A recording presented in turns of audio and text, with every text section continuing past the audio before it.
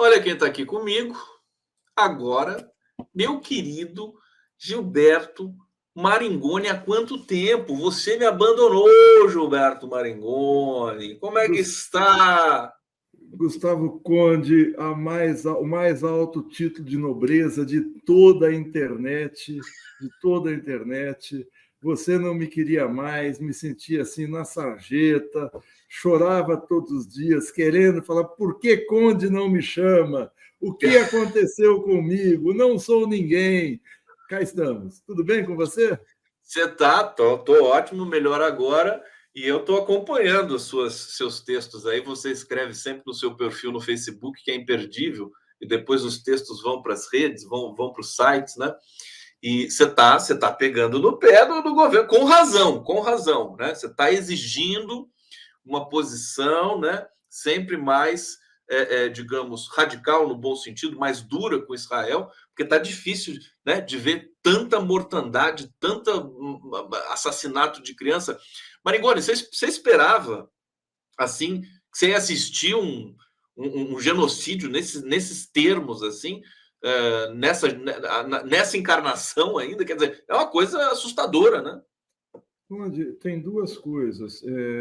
Esse tipo de genocídio a gente não vê desde a Segunda Guerra Mundial. A maior parte dos mortos na Segunda Guerra foram cidadãos da União Soviética, foram ciganos e foram judeus. A gente via isso nas cenas, aquelas cenas quando abriram Auschwitz, quando o Exército Vermelho entrou ali na Polônia, e abriu, e aquelas fotos horrorosas daquelas pessoas dilaceradas, judeus em sua maioria. Desde aquilo, a gente teve o bombardeio de Hanoi, em 1968, 69, com os B-52 americanos. Mas esse genocídio, esse morticínio, tem um elemento a mais. Embora a gente visse no Vietnã, e em outras situações também, os noticiários mostrando as cenas, a gente não tinha algo que é a filmagem, a documentação individual. Ou seja, não existia uma câmera individual para cada pessoa fazer o seu documentário, a sua visão da guerra. E a gente passou a ter visão de Gaza como se nós estivéssemos lá. E isso é chocante. Uma coisa é você ver um bombardeio do alto, do ponto de vista de um piloto de caça, de um drone, de um helicóptero. Outra coisa é você ver como quem está levando a bomba. As pessoas dilaceradas saindo do hospital é algo indizível. E eu não tenho, e não existe um medidor de sofrimento, mas seguramente a humanidade não vê isso há 80 anos. Israel é governada por um bando de assassinos. Aquela gente não merece consideração alguma. E quando você fala que eu pego no pé do governo, não é que eu pego no pé do governo, não tem essa história de pegar no pé do governo. Eu acho que o Brasil, pelo seu tamanho, pela sua importância, pela sua diplomacia, que tem história, é uma diplomacia que começa a ser mais soberana na política externa independente. No governo Jânio Quadros, em 1960, o governo Geisel, a ditadura, teve uma diplomacia de espinha ereta. A ditadura teve uma diplomacia denunciando Israel. O general Figueiredo, em setembro de 82, fez um duro discurso contra o massacre de Sabra e Shatila. Ele fez um discurso na Assembleia Geral da ONU, em setembro de 82, 2 semanas depois do massacre. Ele foi duríssimo com Israel. Então, eu esperava... Mas um paradoxo, quer dizer, um general também assassino aqui no Brasil, né? Sim, também assassino, mas eu digo, nessa questão, surpreendentemente, ele vai contra Israel, contra os interesses americanos. E os governos sempre tiveram isso. E o governo Lula, que teve uma ótima posição sobre a guerra da Ucrânia, esse governo agora, ótima posição. O Lula acusou, dizendo o seguinte: olha, o Zelensky é tão responsável pela guerra quanto o Putin, e não se cedeu às pressões para se alinhar à Aliança Ocidental, à OTAN. Ele adquiriu uma postura ativa, sem escolher lados, até porque ele se relaciona com os dois lados. Agora, o governo tem um comportamento que eu, sinceramente, me entristece. Não vou nem falar, vou ser contra tal. Fiquei muito triste, mas triste mesmo, com o telefonema que o presidente Lula deu ontem ao Isaac Herzog, presidente de Israel. É o seguinte, Israel está fazendo isso tudo que o professor Edson Simões está falando, que a gente está vendo, provocando um genocídio, matando gente. Reteve os brasileiros, foi Israel quem reteve os brasileiros lá. O embaixador de Israel fez gato e sapato de governo aqui, desfilou com Bolsonaro por Brasília. Não teve a resposta ainda, hein? Hã? Não teve a resposta ainda do governo. Não teve resposta. O governo faz de conta que não é com ele. Tinha o argumento de que não podemos engrossar com Israel enquanto os reféns estiverem lá. Os reféns saíram. O presidente Lula disse que se o Hamas fez atos terroristas, Israel também fez. Tudo bem, é uma elevação de tom e foi emocionante aquela chegada dos reféns aqui em Brasília. Agora, ontem foi outra coisa. Ontem ele fica 40 minutos no telefone com um genocida, com quem está fazendo essas cenas que a gente está vendo aí, com quem não tem nenhuma humanidade com as crianças, com os 11 mil mortos, com metade sendo crianças, com quem, eu ia falar uma palavra grosseira, mas quem liga e anda, para quem pouco se lixa para uma resolução da Assembleia Geral da ONU, para alguém que desrespeita convenções internacionais, fica 40 minutos, agradece o empenho na libertação dos reféns, quando foram eles que retiveram os reféns. Então, por que o presidente Lula fez isso? Um país de 200 milhões de habitantes, um país que é a 12ª economia do mundo, já foi melhor nos governos do Lula, não precisa se rebaixar esse ponto. Então, eu não tenho nem assim, não vou nem criticar o presidente, digo, eu fico profundamente triste. Porque enfim, é indizível. Só para desdobrar mais um pouco essa tua reflexão tão importante, você entende que, assim como eu entendo também, que esse comportamento do Lula é para tentar, né, diminuir a dor e o sofrimento dos povos que estão sendo ali massacrados, quer dizer, conversar com o genocida para ver se ele deixa de ser um genocida ou se a coisa... Né? Você entende o que eu estou dizendo? Quer dizer, pela conversa conseguir chegar a alguma solução. Eu sei que é complicado, mas a intenção dele me parece essa, né? Não pode ter intenção, mas o que ele está fazendo é o seguinte, ele passou o pano para o que o embaixador fez aqui, para que o Mossad fez com a Polícia Federal, que o gabinete do Netanyahu, quarta-feira da semana passada, disse que tinha auxiliado a Polícia Federal na prisão de dirigentes do Hezbollah aqui, o que era mentira, o que envolveu o ministro Flávio Dino numa trama, que eu não sei como é que o ministro Flávio Dino se deixou enredar nessa, envolveu a Polícia Federal, ou seja, eles interferem na política interna do Brasil. A história do Hezbollah, o pagode do Hezbollah é inacreditável, né? Não, é um besterol. Como é que o governo se enreda nisso? O governo está sob cerco. Hoje, o sionismo e o bolsonarismo, aqui dentro, agem em conjunto, agem conjuntamente. Então, você aliviar um sujeito como Isaac Herzog, pode ser pessoalmente uma pessoa fina, não sei o quê, educado, mas é quem está no comando disso tudo com o Netanyahu, quem não recua, quem vai arrasar Gaza, quem está assassinando. Então, eu não tenho nem crítica ao presidente Lula. Eu fico assim, falando, como é que um presidente com a história do Lula faz um negócio desse, meu Deus? Qual é a pressão que ele teve que ceder para chegar a isso? Quem foi que foi para cima dele? Para que ele... Tudo bem, ele quer ser mediador, que seja, mas não precisa fazer. É a mesma coisa que você em 42, 43, quando já se sabia que os campos de extermínio na Polônia, Auschwitz, Birkenau, Treblinka, estavam funcionando a todo vapor, matando judeus, o Vargas ligasse para o Hitler. Conversei com o presidente Hitler para ver a libertação de brasileiros que estão em Auschwitz. É uma coisa para mim... Conde, sério. Agora, quase que o Vargas, na verdade, a história é que quase que o Brasil embarcou no fascismo alemão, né?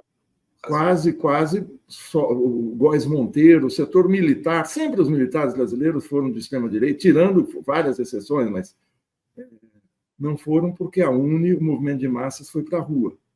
E impediu isso, em 42 o Brasil rompe com o eixo. Então, no auge da guerra, o Brasil rompeu e mandou tropas para a Alemanha. Ou seja, o Brasil ficou do lado da democracia, do lado dos direitos humanos e tal. Então, para mim, é inexplicável. Eu não vou criticar o presidente, ele deve ter suas razões. Agora, não é a posição que o Boric tem, que é um presidente de um país muito mais débil, não é débil no sentido, muito menos poder internacional que a Bolívia, que a Colômbia, que a Jordânia, que a África do Sul, que é companheiro do Brasil no BRICS, são países menores que o Brasil. Então, me entristece porque a gente sabe disso tudo. Não vou criticar o presidente. O Maringoni, se a gente pensar na sociedade brasileira como um todo, ao invés de separar governo e sociedade, né? Será que o Brasil, assim, a população... Hoje está tendo uma manifestação no consulado de Israel, em São Paulo, né? Pedindo cessar-fogo, pedindo o fim do massacre das crianças e tudo mais. Algumas manifestações pelo Brasil, nós tivemos algumas mais fortes aí na Avenida Paulista e tudo mais, mas a gente está vendo 1 milhão de pessoas em Londres, né? 100 mil pessoas nos Estados Unidos, mundo árabe todo, o povo do mundo todo, né? Os trabalhadores, os populares, defendendo a Palestina e cobrando alguma atitude.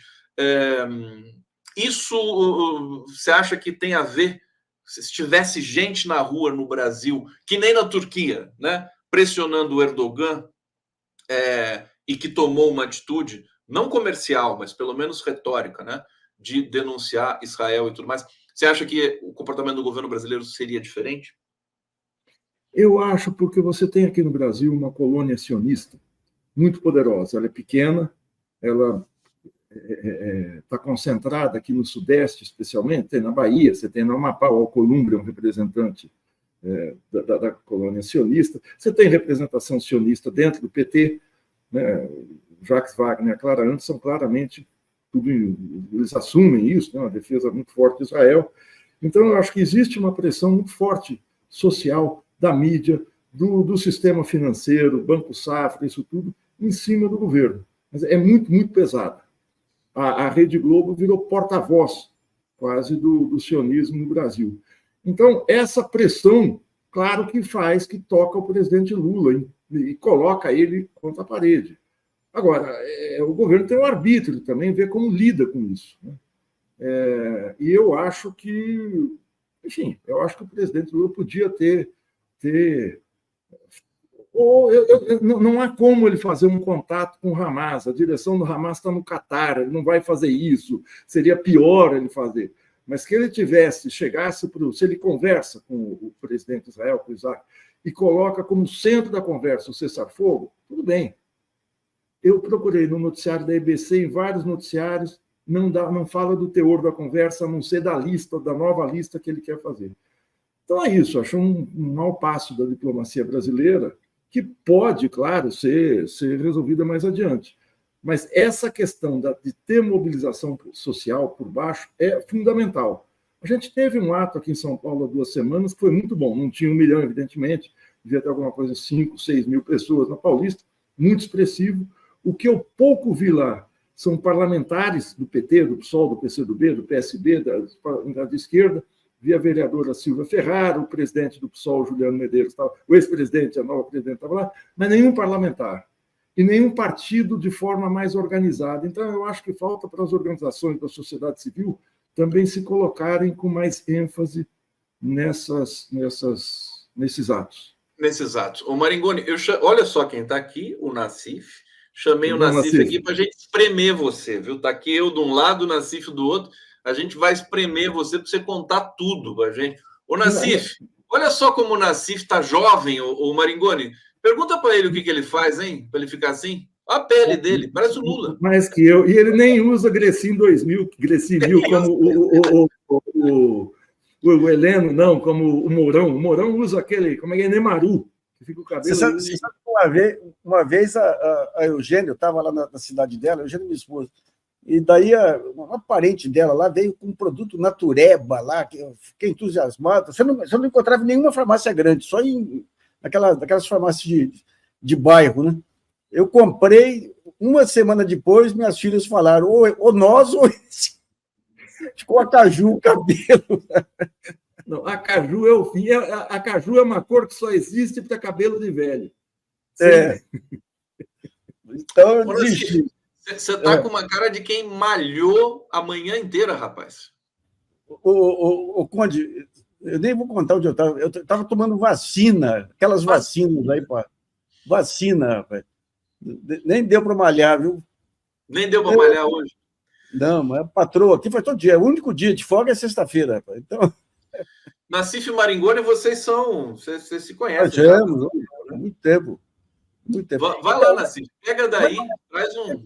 Eu queria entender um pouquinho a questão da representação judaica no país. Você tem muitas associações democratas, algumas que se dizem que são questionadas e tudo, e você tem o CONIB. O CONIB, eu não entendi ainda qual que é a do CONIB, porque o CONIB tem um presidente, Lotenberg, que é extraordinariamente ambicioso, se ofereceu para ser ministro do Bolsonaro e tudo, mas o CONIB, como um todo, ele reflete esse bolsonarismo ou, digamos, é muito mais uma influência individual do Lotenberg? Você está me perguntando? Não, eu não me parece que o Lotenberg seja um bolsonarista. Você tem uma direita sionista. O sionismo, embora eu não acredite nessa história de sionismo de esquerda, todos são sionistas, todos são supremacistas judaicos, que não é a mesma coisa que você ser judeu, mas você tem uma direita sionista, extrema-direita, que é aquele pessoal do Hebraica, não viu? Aqueles trogloditas que saudaram o Bolsonaro.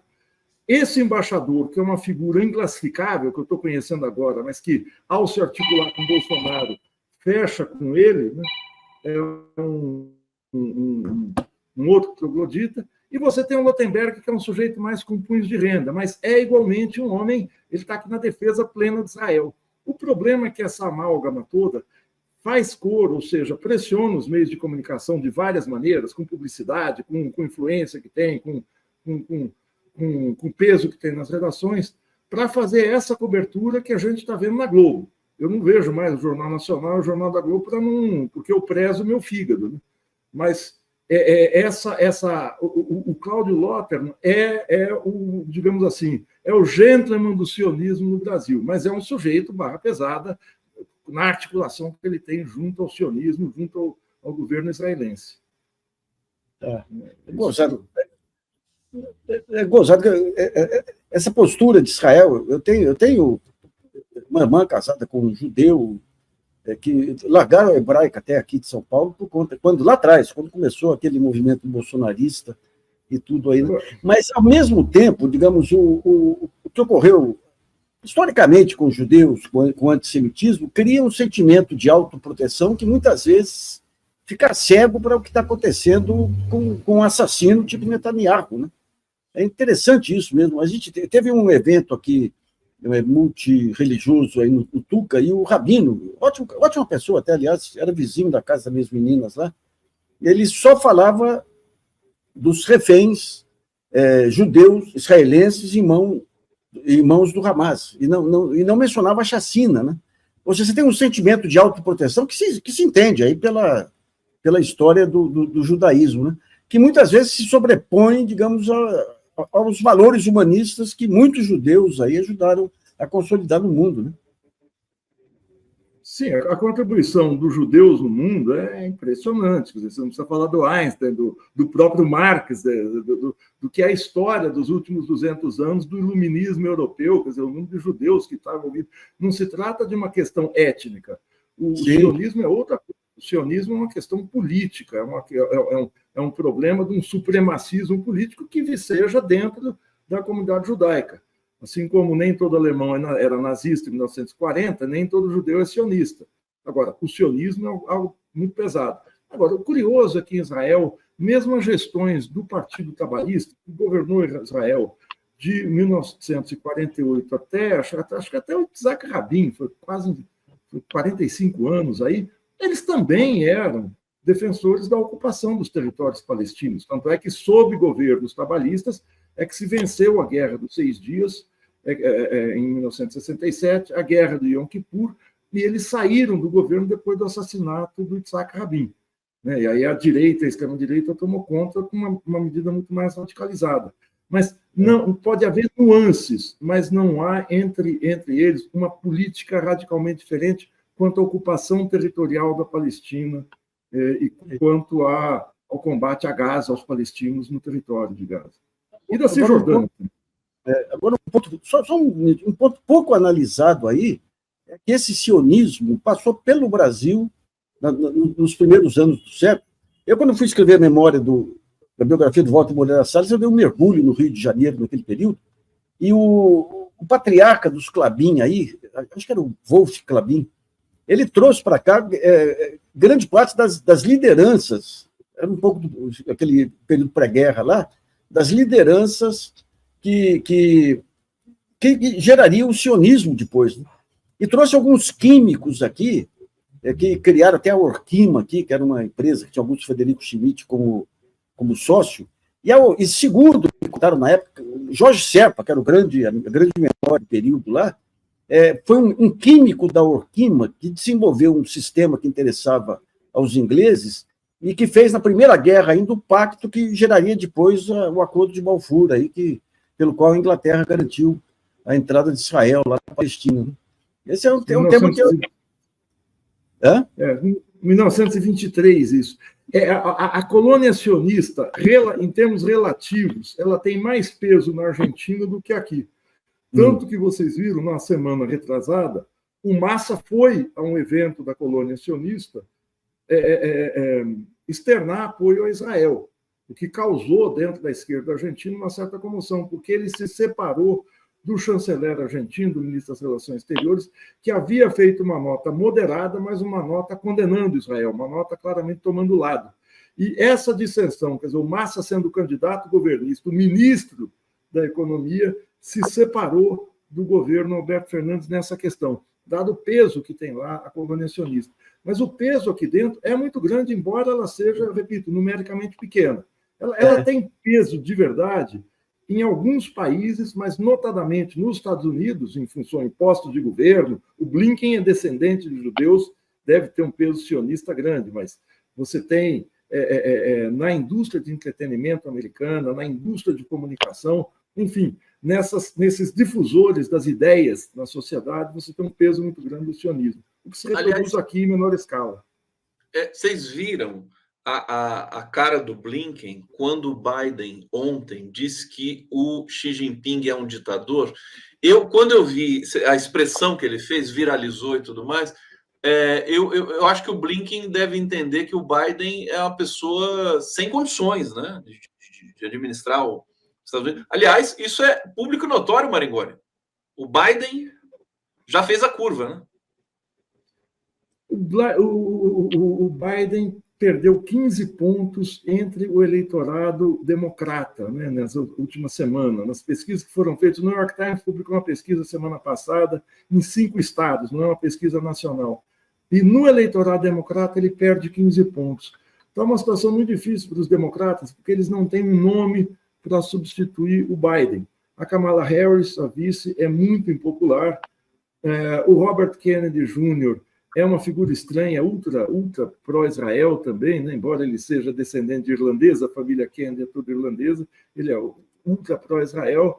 É uma figura estranha, né? Porque ele é negacionista da vacina. Na questão da Ucrânia, ele não era tão radical como os democratas, mas, enfim, os democratas, embora tenham um conjunto de quadros para a política externa, em áreas da burocracia governamental, não tem alguém, uma liderança proeminente para substituir o Biden agora, né? O que é gravíssimo para as eleições do ano que vem. Ô, Nassif, para a gente encaminhar aqui para o final desse bloco com o Maringoni, passo para você. Então, eu estava lembrando aí nas pesquisas que eu fiz na época, fui no CPDOC e consegui relatórios que tinha uma olheira do Vargas, não lembro o nome agora, porque o Vargas ele se baseava muito em pessoas que mandavam relatórios para ele sobre situações específicas. E essa olheira estava indignada, porque a embaixada brasileira na Alemanha facilitou muito a vinda de judeus aí, fugindo do nazismo. E ela, indignada, falou: eles vêm para cá, mas na hora de aplicar o seu dinheiro, aplicam na Argentina, que provavelmente tinha um mercado de capitais mais evoluído, mais avançado que o Brasil na época, né? Então, digamos, essa influência na Argentina, realmente, que nem o Maringoni colocou, sempre foi muito expressiva, né? Você pega só, acho que o melhor episódio, não sei se é o melhor, aquele filme Relatos Selvagens, que são 7 histórias diferentes. A última história é um casamento judaico, que é engraçadíssimo. A família, tal, por aí você vê o peso que tem na Argentina, o filme expressa bem isso. Mas é algo dramático isso que está acontecendo aqui dentro, a capacidade que eles estão tendo de emparedar o governo, seja o embaixador, seja fazer o que ele fez, sem cerimônia que tem, desfilar com o Bolsonaro, seja levar o Lula a fazer essa conversa que eu achei triste ontem com o presidente de Israel. Olha, Gilberto, diga, Nassif, que você quer completar? Eles têm um fator de chantagem, que são os brasileiros que estão detidos lá em Israel. Isso é chantagem que fizeram. Né? Essa história de segurar para desgastar o governo. Olha, Nassif e Maringoni, só para terminar, eu estou aqui já com a Maíra Moreira, psicanalista, está lançando um livro fantástico. Deixa eu mostrar para vocês aqui, ó.